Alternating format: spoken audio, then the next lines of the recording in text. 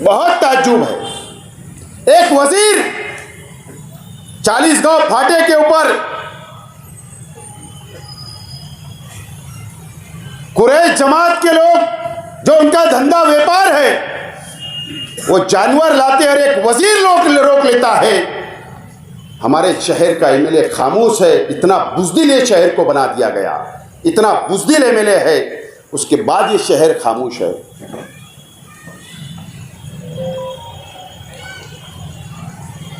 क्या वजह है शहर खामोश है? यह मस्जिद और मीनारों का शहर, यह तहरीकों का शहर, बड़ी बड़ी तहरीकें शहर ने चलाई।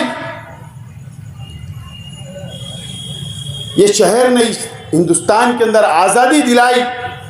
ये मालेगांव को आज़ाद किया वो शहीद, ये वो शहर से हम हैं। और आज इतना बुज़दिल ये शहर हो गया। एक वजीर गाड़ी रोकता है, कम से कम एक प्रेस में नहीं बोला जाता, असेंबली में नहीं बोला जाता, एक मेमोरेंडम नहीं दिया जाता।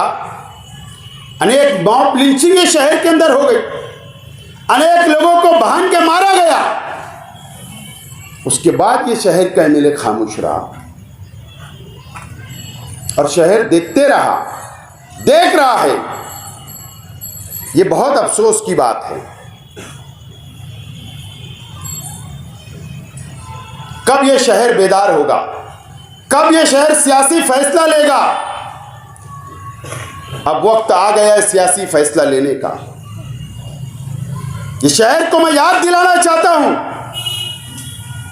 अली अकबर ग्राउंड के ऊपर असेंबली के इलेक्शन के वक्त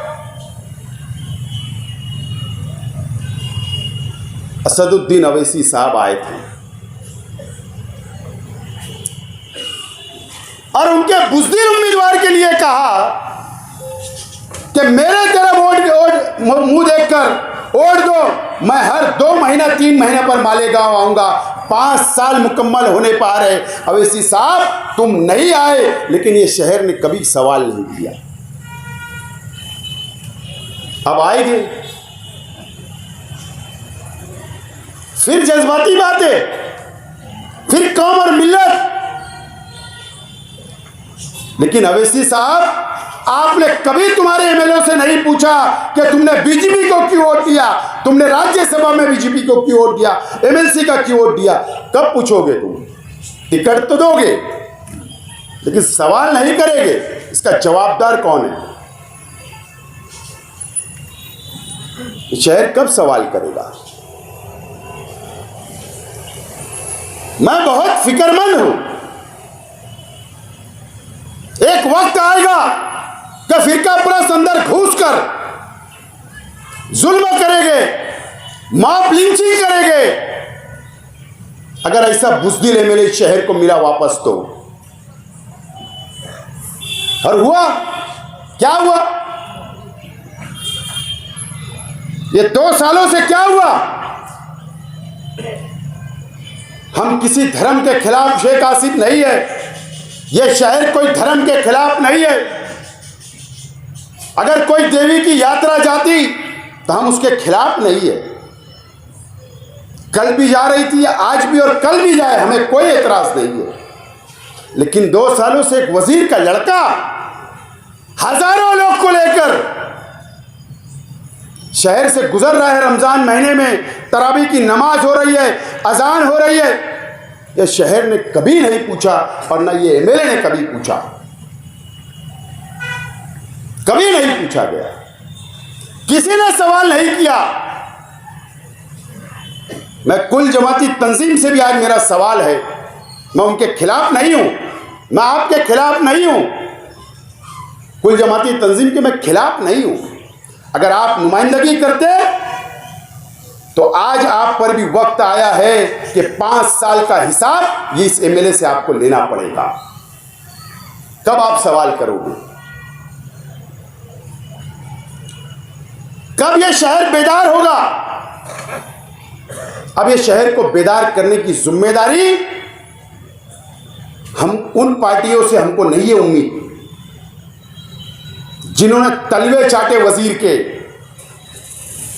जिन्होंने चप्पल संभाली सीएम साहब की, उनके वर्करों से हमें उम्मीद नहीं है, आपसे मुझे उम्मीद है।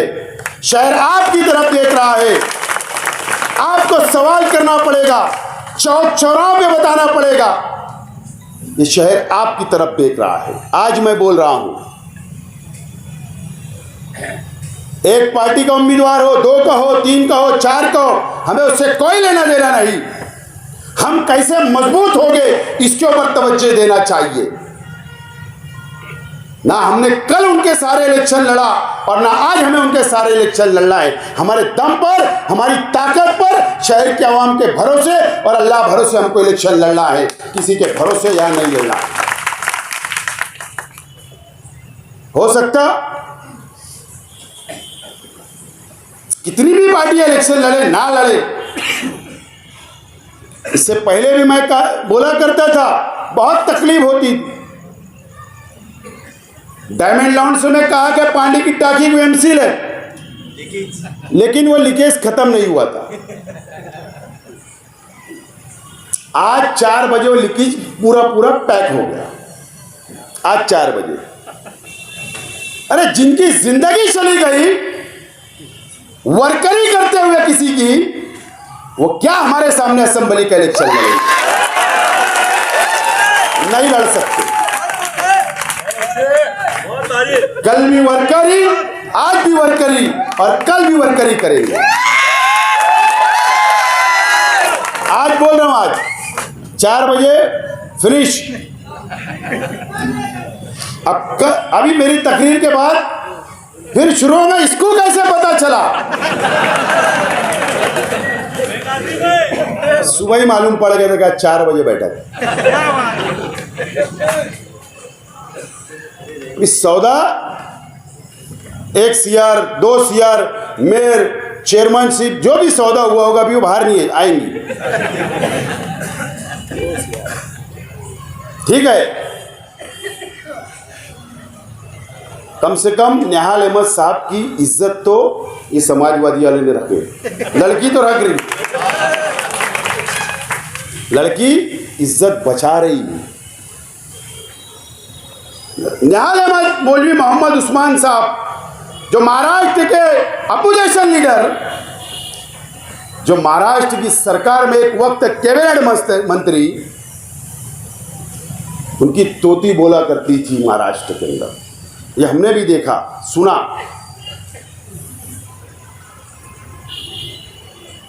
उन्नीस के अंदर उन्होंने भी वर्करी कर डाली थी। अगर निहाल साहब हयात होते तो निहाल साहब वर्करी करने नहीं देते। ठीक है, इन्होंने तो वर्करी करना छोड़ दिया, ऐसा मुझे आज लगता है। कल का भरोसा नहीं। 9 क्रांति दिन जरूर है, कोई नई क्रांति ना हो जाए कि फिर वर्करी का ऐलान हो जाए। 9 अगस्त क्रांति दिन जरूर है, लेकिन कोई नई क्रांति ना हो जाए कि इनको भी वर्करी करना पड़े।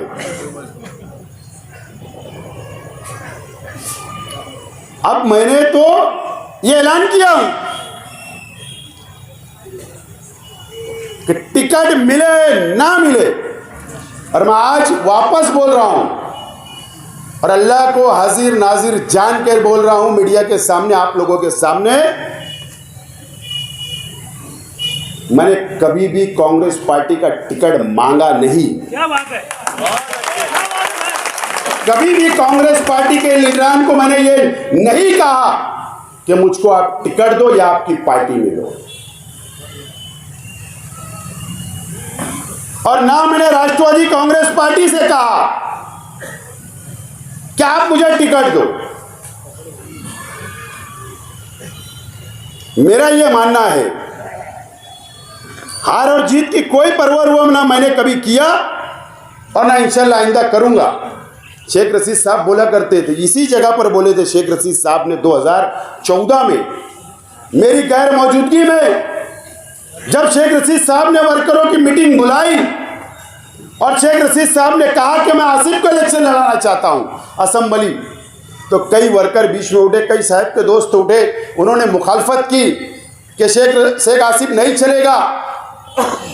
साहब का क्या जुमला था, अबे आज वक्त है बोले, मैं उसको खड़ा करूंगा, इतना ही होगा ना बोले हार जाएगा, लेकिन आज उसको नहीं खड़ा करूंगा तो कब। और अल्लाह ने मुझको कामयाबी दी और पहली मर्तबा मैं खड़ा हुआ और एमएलए बना।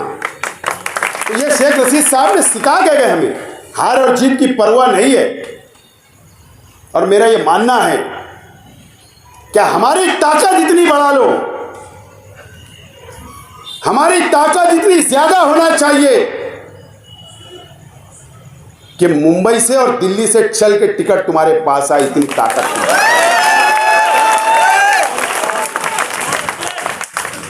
और मैं कभी भी टिकट मांगने कहीं जाऊंगा नहीं, ये दोबारा बोल रहा हूं। चाहे सोनिया गांधी का फोन है, राहुल गांधी का है, महाराष्ट्र के लीडरान का है, कहीं टिकट मांगने जाऊंगा नहीं और न मैं कांग्रेस से कभी इलेक्शन लड़ूंगा नहीं। ये बात आज साफ बोल रहा हूं।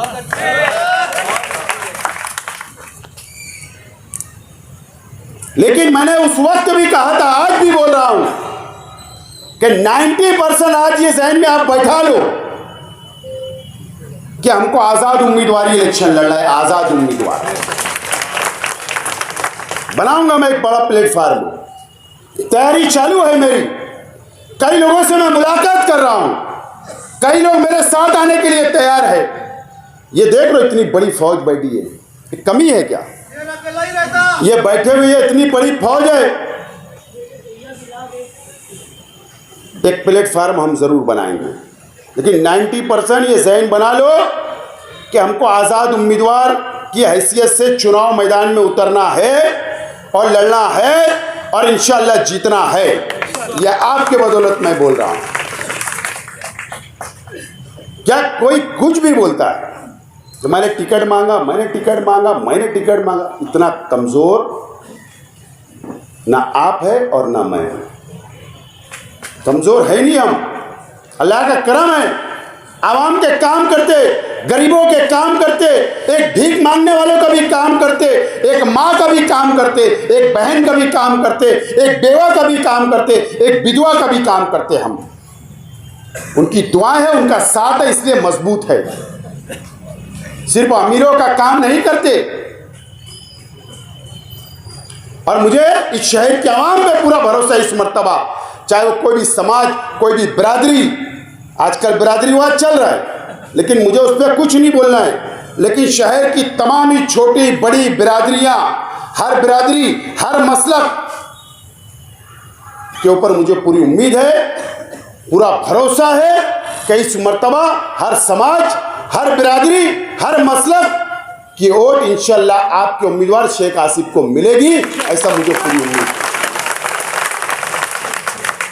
और तुम कितनी भी मेहनत कर लो, मैं हूं, आप हो, हमारे बस में सिर्फ मेहनत करना है, जद्दोजहद करना है। इज्जत और जिल्लत अल्लाह ताला की तरफ से आता है, फैसला होता है, यह हमारा ईमान है। फिर चाहे तुम करोड़ों लगा दो, लाखों लगा दो, उससे कुछ नहीं होता। लेकिन आप लोग तैयार हो ना? नहीं तो मैं यहां तकरीर कर रहा हूं सिर्फ, आप हो ना तैयार? कोई भी हालत में लड़ना है, शहर को बचाना है, नाकारे लोग को घर भेजना है। शुक्रिया, मुझे आप लोगों से बहुत उम्मीद है। अभी मेरी तकरीर बाकी है, मेरी तकरीर बाकी है। मैं हमारे तमाम ही कार्यकर्ताओं से हाथ जोड़कर मेरी गुजारिश है, बैठिए बैठिए, मेरी बात, हाथ जोड़कर मेरी गुजारिश है, चाहे वो बहुत छोटा वर्कर हो, बड़ा हो, कारपोरेटर हो, साबिक कारपोरेटर हो, पदाधिकारी हो, पार्टी का जिम्मेदार हो, कोई भी शख्स हो, आज मुझसे नाराज मत होइए। आज मुझसे नाराज मत होइए, दुख होता है। 5 साल मेरे परिवार ने आपको संभाला है, माफी के साथ बोल रहा हूं, 5 साल संभाला है। हमारे काम आगे पीछे करके हम वर्करों के लिए लड़ते हैं, जीते हैं। लेकिन ऐसे वक्तों के अंदर, इलेक्शन के वक्त अगर नाराज होंगे तो दुख होता है। आपको नाराज होने का पूरा हक है, लेकिन इलेक्शन की पेटी बंद होकर आकर यहां बैठ जाना कि ये मसला है, हम तुमसे नाराज थे लेकिन कल नहीं बोले थे, आज बोल रहे, आना तुम्हारी बात सर आंखों पर, तुम्हारी हर बात सुनूंगा, ठीक है। इंसान हूं, गलतियां हुई होगी, लेकिन इसका मतलब आप नाराज हो गए ऐसा नहीं।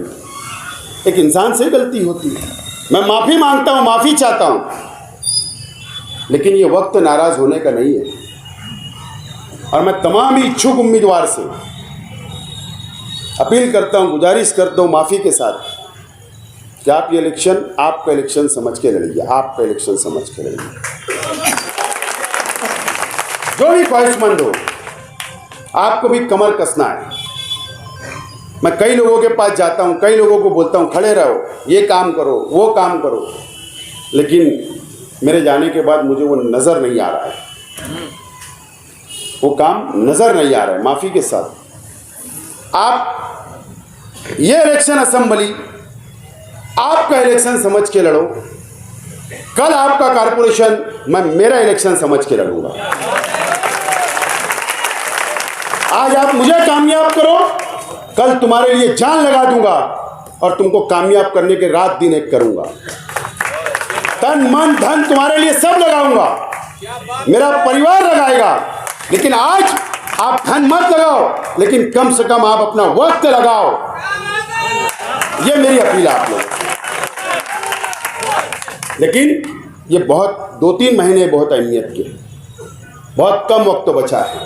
अक्टूबर में चुनाव होंगे, सामने ताकत एक मजहबी शख्स है, फिर जज्बाती भी साथ में जुड़ जाता है, फिर जो पाखंड उनको करना पाखंड भी करते हैं, फिर भैया के लिए बहन वोट भी मांगती है। चालू हो गया, एक हो भी गया इस्तेमाल, अभी बोर्ड लग गया, 5 साल नहीं लगे, 1 रुपये में बोले आपका मेडिकल फ्री, ये ऑपरेशन फ्री करा देंगे, वो ऑपरेशन। 5 साल पहले से बोर्ड लगाते तो शहर आजमा लेता, 2 महीने में क्या आजमाएगा शहर।